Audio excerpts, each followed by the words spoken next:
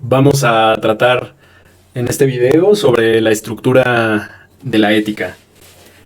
La ética es el texto más importante de Spinoza. Es el texto de que le tomó más tiempo de escribir y es el texto en el que puso el mayor esfuerzo filosófico de su carrera como tal. La ética tiene la intención de ser el intento filosófico más acabado por parte de Spinoza. Como parte de sus obras es el culmen de toda su filosofía, en el sentido de que implica tener una obra con la mayor extensión temática y la mayor profundidad filosófica posible. Se trata de una obra que le tomó alrededor de 10 años escribir, que publica de manera póstuma, entre otras cosas por la dificultad política que tenía adjudicarse con nombre y apellido un texto como este. El título de la obra el título completo es Ética demostrada según el orden geométrico, y una de las ideas principales de titular así esta obra tiene que ver con la emulación de otros textos de corte matemático y científico, tanto de la época como anteriores. Concretamente podemos pensar en la geometría euclidiana y con el tratado de Euclides sobre la geometría, el cual es famoso entre otras cosas por, además de definir la geometría clásica, por utilizar una forma de derivación argumental de ciertas cuestiones. Entonces, la estructura tanto del tratado de Euclides como de la ética tiene que ver con precisamente encontrar los lazos entre primero definiciones y luego lo que se sigue de esas definiciones. En el caso del texto de Euclides, la idea básica es deducir, por ejemplo, del punto, la línea, de la línea, las figuras con área, primero la de 3 lados, o sea, el triángulo, luego la de 4 lados, o sea, el cuadrado, y así hasta tener figuras de infinitos lados, como se puede definir también el círculo. Posteriormente también podemos deducir figuras tridimensionales y otros tantos objetos geométricos que por ahora no vienen al caso. De la misma forma, Spinoza toma esta estructura para pensar cuestiones filosóficas. La emulación es clara en el sentido de que la ética tiene dentro de su estructura consideradas varias formas de texto que se adecúan a esta propuesta. A partir de definiciones, tal como se hacía en este texto euclidiano, se piden ciertas cosas a los lectores, ciertas cosas que deben ser aceptadas para poder continuar con la argumentación. Estas cosas son idealmente, y es, digamos, un principio que hasta hoy día siguen los lógicos, los filósofos y también los matemáticos, idealmente lo que se pide como definición o como axioma tiene que ser mínimo, elegante, estrictamente necesario y quizás no demostrable o no completamente demostrable con un aparato argumental.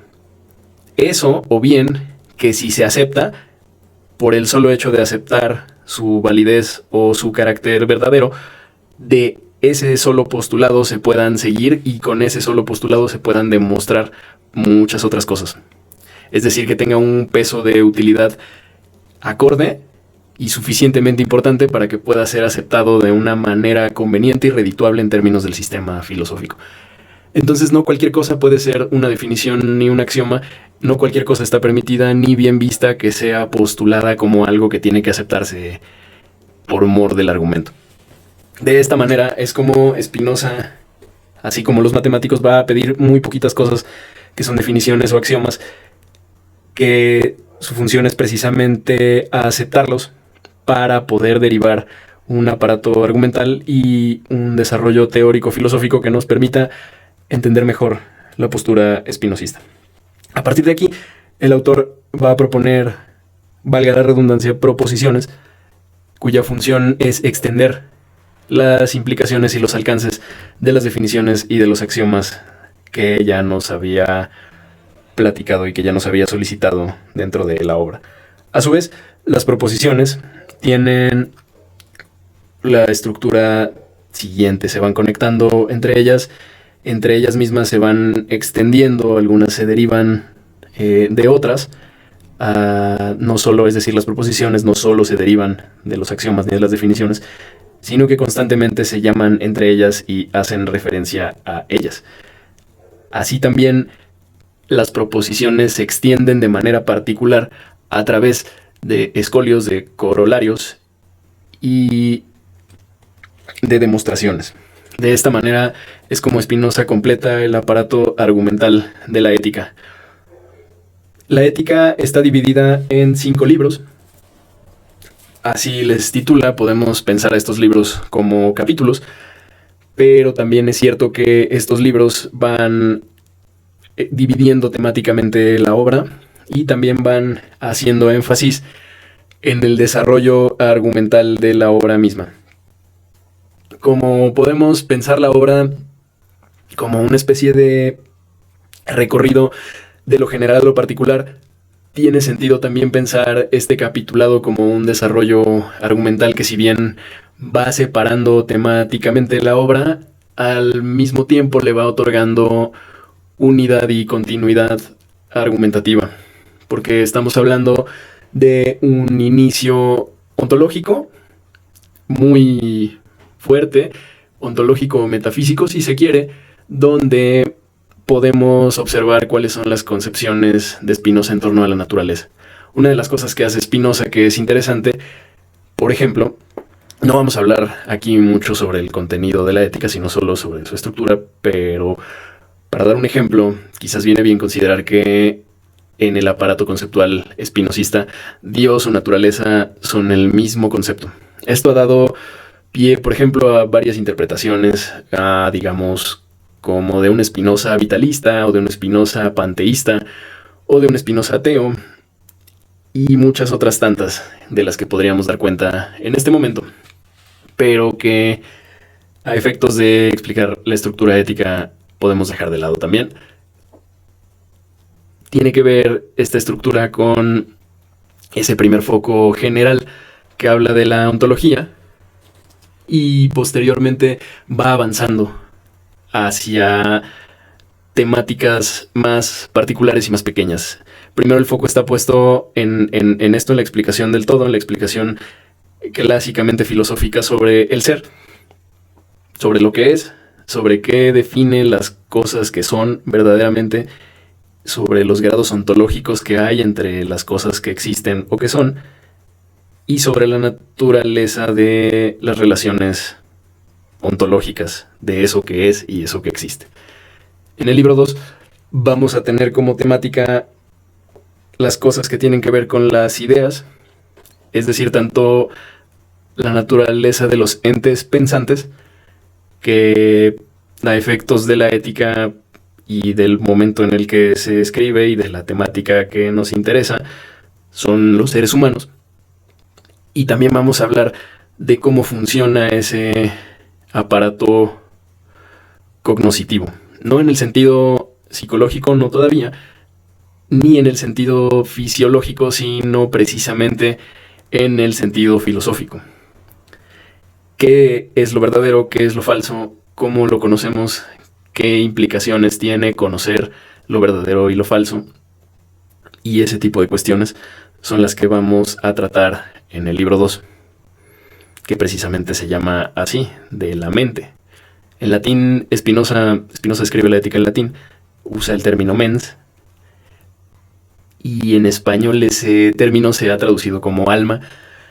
Probablemente no es la mejor traducción, probablemente hubiera sido mejor dejar mente, porque tiene connotaciones menos espirituales, más materialistas, pero también tiene que ver con interpretaciones y con cuestiones filológicas de larga data de los comentaristas y los traductores del propio Spinoza.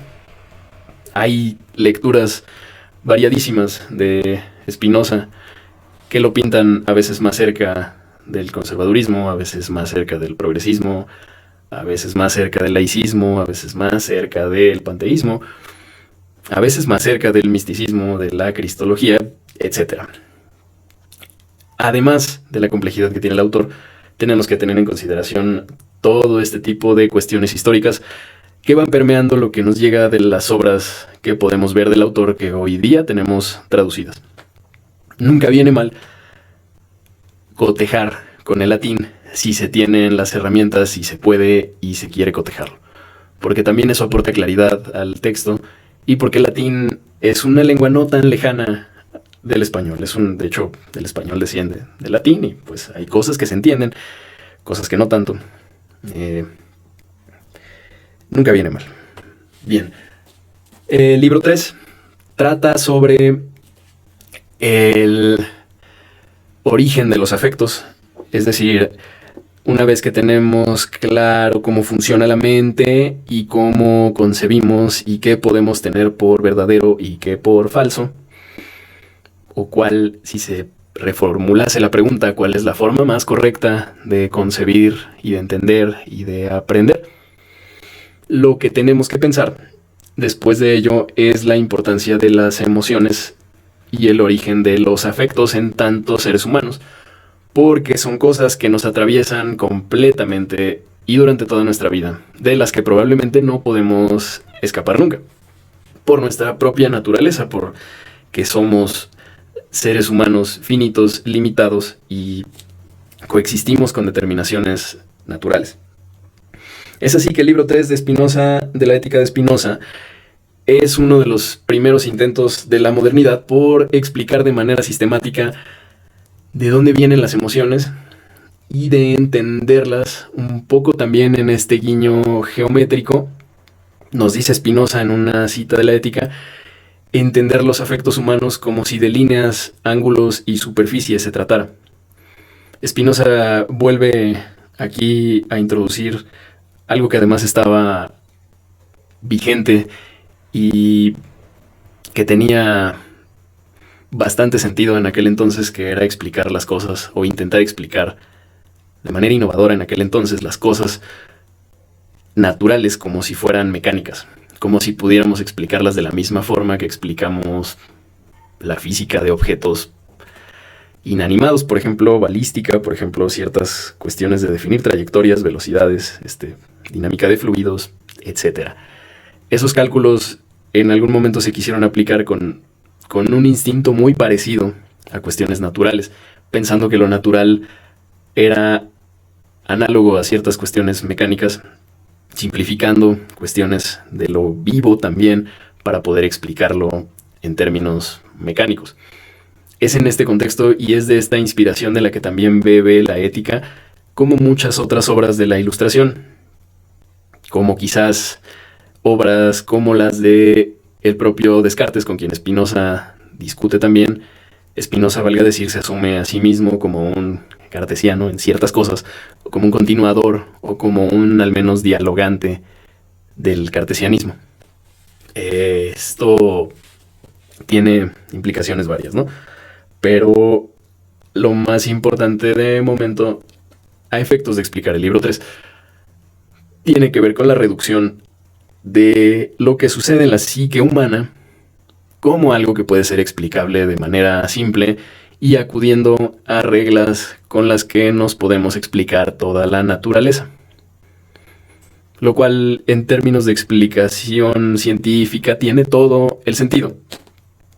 Es elegante, es mínimo, es práctico y tiene pretensiones de ser ampliamente explicativo también. Es decir, detrás de ello también está la intención de que con un aparato lo suficientemente fuerte de reglas y lo suficientemente estudiado y adecuado, se puede explicar la gran mayoría, si no es que toda la realidad. O se puede avanzar en una explicación a través de ciertos ajustes sobre este paradigma. Se puede avanzar en una explicación mucho más abarcante de lo real. Y para esto también Spinoza introduce algo muy peculiar en su explicación sobre las emociones, y es hacerlas derivar de 3 que son básicas. Es el deseo, es la alegría y la tristeza. En resumen, el libro 3 va a hablar de las combinaciones de estas emociones con consideraciones y con distintas cosas que nuestra mente entiende y nos trae a consideración, que ya hemos visto en el libro 2. Es a partir de esta combinación de lo que pensamos e imaginamos, con lo que sentimos, con lo que nos provocan emocionalmente estas cosas, cómo vamos a entender el funcionamiento y el correcto nombramiento de lo que podríamos sentir. Y es esto precisamente lo que va a ser el tema del libro 3. Libro 4 y libro 5 tratan de la dinámica de estas cosas y son el componente más ético de la ética de Spinoza. Primeramente vamos a explicar cuál es el sentido de la esclavitud de las emociones. Es el libro 4. Los menciono en pareja porque primero vamos a hablar de la esclavitud de los hombres ante las emociones y posteriormente vamos a hablar de la liberación de los hombres ante las emociones. Ese es el libro 5. Ambos tienen en mente primero cómo funcionan en la peor forma las emociones y en un segundo momento cómo a través del conocimiento y de la enmendación del entendimiento podemos no solo mejorar nuestra relación con nuestras propias emociones, sino actuar de manera más libre y con mayor conocimiento tanto del entorno como de nosotros mismos. Es precisamente por este cierre que la ética es un texto ético y no ontológico o no solo ontológico o cuyo foco no está puesto en lo ontológico ni en lo epistemológico como podrían sugerirnos libro 1 y libro 2. Por esto también comentaba que aunque vamos de lo general, es decir, de lo ontológico a lo particular, es decir, lo ético, el momento fuerte de la ética, como sugiere también el título, es la conclusión. Y para llegar a esa conclusión, como también sugiere el método geométrico que Spinoza emplea durante toda la obra, hay que explicar y hay que construir una serie de pasos previos que permitan llegar hasta allá, aunque lo realmente importante es la liberación humana, en términos del conocimiento adecuado y de otras cuestiones que forman parte del contenido de la ética. Ahora bien, la ética, como decíamos, es el intento más fuerte filosóficamente de Spinoza y también es el texto más extenso de Spinoza y tiene que ver con el funcionamiento de su sistema. No es exactamente cronológicamente como digo lo siguiente, pero la continuidad de este sistema es política, con los otros textos de Spinoza, el Tratado Político y el Tratado Teológico Político. Esto para hablar un poco de la estructura de la ética en engranaje con sus otros textos. Hay textos previos, sobre todo el Tratado de la Reforma del Entendimiento y el Tratado Breve, o los principios sobre la filosofía cartesiana, que ya tratan de temas que están en la ética, pero al ser anteriores también, además de tener discrepancias con la ética, tienen cuestiones que podrían verse y pensarse como algo menos acabado, que la ética, por la propia composición de la obra, por el tiempo que le toma Spinoza, por ser posterior también, podemos considerar que es en la ética donde estas opiniones, es decir, ante la controversia que podría haber con las opiniones de la ética y las opiniones de estas obras previas, que son menos acabadas y que supusieron un menor esfuerzo, podemos privilegiar las opiniones de la ética como las que a Spinoza le hubiera gustado sostener de manera más madura y que probablemente consideró como mejores ideas al dejarlas escritas en su obra más importante. Él concebía la ética también, hoy se concibe además por fuera a la ética como la obra más importante de Spinoza, pero él también la pensó así cuando la estaba elaborando. Respecto de la parte política, que sería el otro engranaje argumental, es decir, primero tomamos como consideración estas obras tempranas que tienen un carácter más de disputa de escuelas, más epistemológico. Sí hay cuestiones éticas, pero el enfoque es otro precisamente.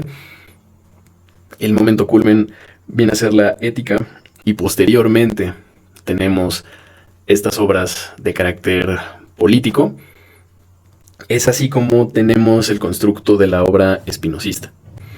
Si bien el momento más fuerte es el ético, una vez más, El final sugiere también que Spinoza es o puede ser leído, ya decíamos, hay muchos Spinozas, puede ser leído como un pensador eminentemente político. En otras palabras, la ética tendría y viene a cobrar sentido como una obra que es preparativa o fundamental para el pensamiento político.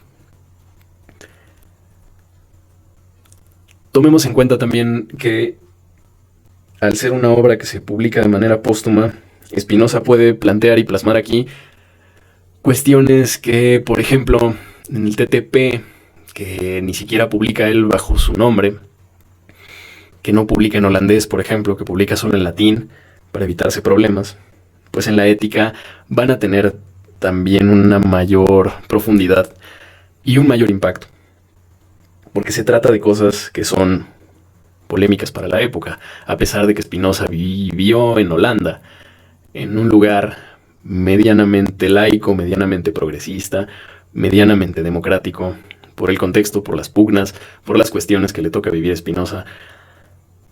La censura no era un asunto menor, y tampoco era un asunto menor confrontar los poderes y los dogmas eclesiásticos católicos y cristianos. Por esto mismo, la ética, además de ser publicada póstumamente, es muy cuidadosa del lenguaje, y esto también forma parte de la estructura.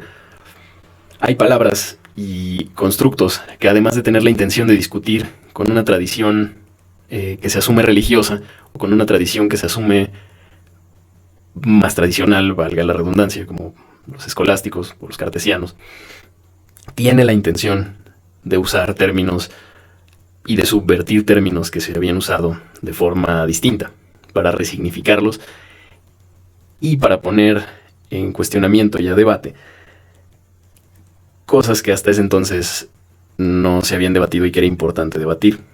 Sobre todo cuestiones que tienen que ver con la libertad, con cómo funcionamos en el mundo, con el origen causal y natural de las cosas. Cuestiones que, digamos, en filosofía, en ontología y en epistemología tienen que ver con la causalidad,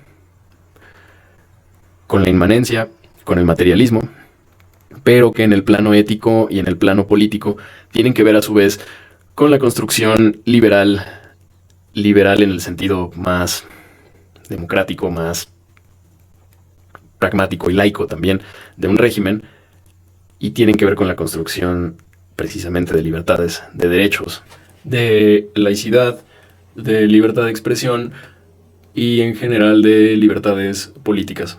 Es así que la ética es el engarce entre las preocupaciones ontológicas y metafísicas del espinozismo, junto con las implicaciones ético-políticas de estas definiciones. Tenemos así la estructura general de la obra completa de Spinoza. Y hasta aquí el video de hoy. Muchas gracias por haber escuchado y nos vemos pronto con más entregas.